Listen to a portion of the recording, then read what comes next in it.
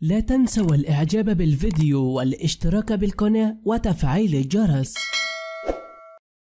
منى زكي والي لتختفان الأنظار بإطلالتها في عرض أزياء عالمي سور.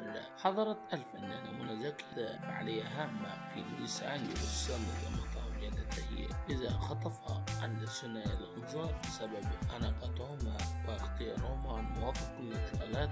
وظهرت منى زكي بفستان قصير في تصميم زهير مراد ذو أكمام طويلة ولونه أسود مزين باللون الذهبي. أما لي ظهرت بفستان أسود دون أكمام نسبها. ونشرت منى عبر حسابها بالانستغرام فيديو من كواليس الاحتفالية علقت عليها قائلا: الموضة والسينما معنا أصنعان سحرا فريدا من نوعه، عصور وقصصا لم تختبرها قبل، مع يمتلكان القدرة على إحياء عوالم مختلفة وأحياء ذكريات لم نتخيلها. وتابعت كان حدث الليلة ملهما حقا. شكرا لكم على استضافتي في هذا الليلة الملهمة. لقاء كل هؤلاء النجوم السينمائيون وإيقونات الموضة كان شرفا لي أن أكون جزء منها. ومؤخرا كشفت الفنانة منى زكي عن تفاصيل مشروعها السينمائي الجديد مع المخرجة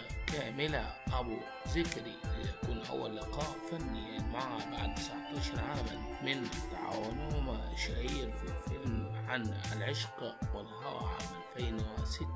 الفيلم الجديد الذي يحمل اسما مؤقتا رزق الهبل من تأليف جورج عزمي وإنتاج شاهيناز العقاد، وتدور أحداثه في إطار اجتماعي كوميدي ليعد منى زكي إلى أجواء الكوميديا التي برعت فيها سابقا في أفلام مثل صعيدي في الجامعة الأمريكية وتيمور وشفيقة